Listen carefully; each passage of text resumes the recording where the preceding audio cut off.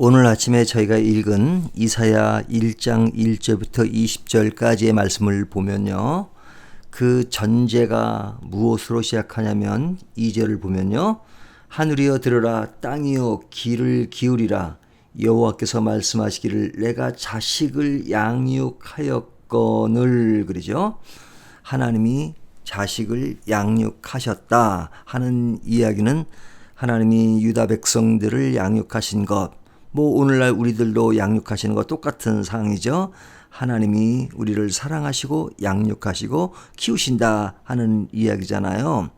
이런 하나님의 양육이 있음에도 불구하고 그 뒤에 이어지는 말씀은 뭐냐면 나의 백성은 깨닫지 못하는도다.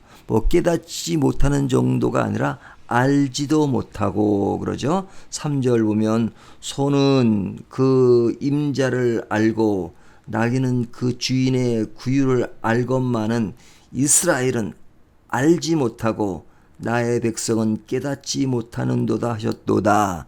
깨닫지 못하는 것 굉장히 불행한 일이죠.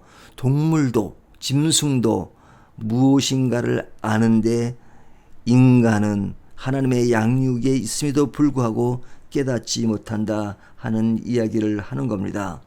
그래서 이어지는 4절과 9절 말씀을 보면 그들의 죄의 모습이 나오는데 그들의 죄의 모습은 마치 소돔과 고모라를 연상하게 합니다.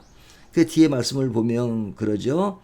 여호와께서 우리를 위하여 생존자를 조금 남겨두지 아니하셨더라면 우리가 소돔 같고 고모라 같으리로다 그렇게 말하죠.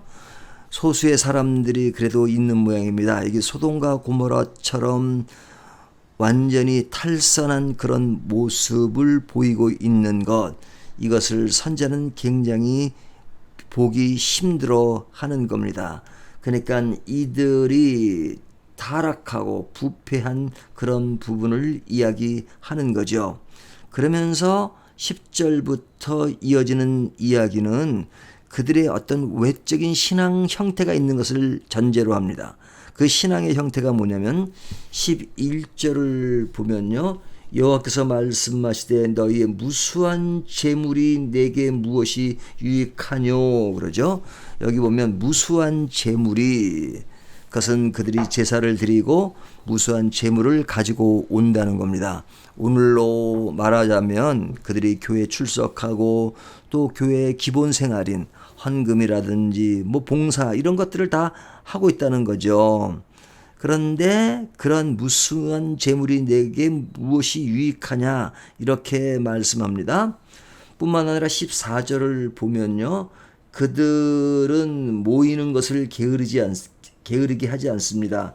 너희의 월삭과 정한 절기를 싫어하나니 그것이 내게 무거운 짐이라 그러죠. 그 앞에 보면 그들이 모이는 것, 그죠? 모이는 것, 성애와 아울러 악을 행하는 일을 내가 견디지 못하겠으니 하나님이 자꾸 견디지 못하겠다 그러는데 그들이 모이는 것에 대해서 견디지 못하겠다는 거예요.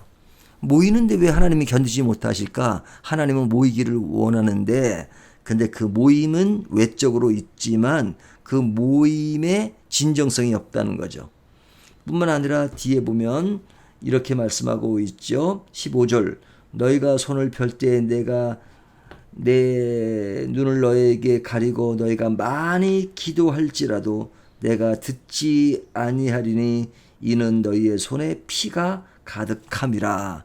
기도를 그렇게 하지만 내가 기도를 듣지 못하겠다라고 말씀하는 겁니다. 그러니까 이들이 신앙생활을 하는데 무수한 재물과 모임과 기도가 있다 할지라도 하나님은 그런 일들을 역겨워하신다 그래요. 그냥 기도하지 말라, 모이지 말라, 재물을 가져오지 말라는 것이 아니라 외적인 종교 형태의 신앙의 모습은 있지만 그것이 진정 주님을 향한 마음과 그런 바른 자세를 가지고 하지 않는 것이기 때문에 하나의 종교적인 틀과 형식만 남아있는 것에 대해서 질타하시는 겁니다.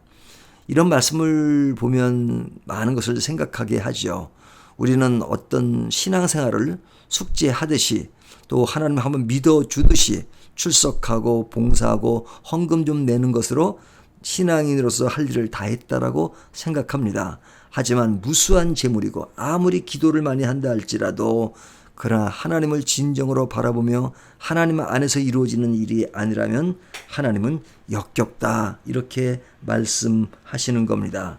그러면서 16절부터 20절까지 말씀은 그런 우리들을 향해서 스스로 삼가라. 그리고 너희 주변에 고아와 또 과부들의 어려움을 보고 그들을 도우라고 말씀하십니다. 하나님께서 너희를 위하시고 너희를 보살피시고 양육하시는 그 마음을 잘 헤아리면서 스스로 자기를 살피면서 하나님이 우리에게 부여한 소명을 감당하면서 늘 우리를 성숙하게 만들어 가는 것, 이것이 중요하다라고 말씀하고 있는 겁니다. 이것을 게으리 한다면 우리는 오늘 본문에 나타난 것처럼 하나님의 양육에도 깨닫지 못하고 알지 못하고 소돔과 고모라처럼 탈선되어 있는 것을 모른다면 얼마나 안타까운 일이겠습니까?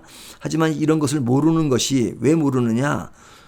신앙생활의 외적인 활동을 하기 때문에 마치 하는 것으로 생각하기 때문에 모르는 것입니다. 그래서 오늘 11절부터 나오는 말씀이 무수한 재물과 성의 안식, 기도 이야기를 하는 이유는 그들이 그런 것을 행하기 때문에 자기들은 신앙적으로 할 일을 다 했다라고 생각하는 겁니다.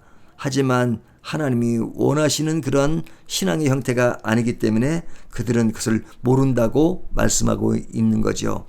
우리는 오늘날 신앙생활을 잘하기 때문에 나는 모든 것을 알고 있다라고 생각하지 않습니까?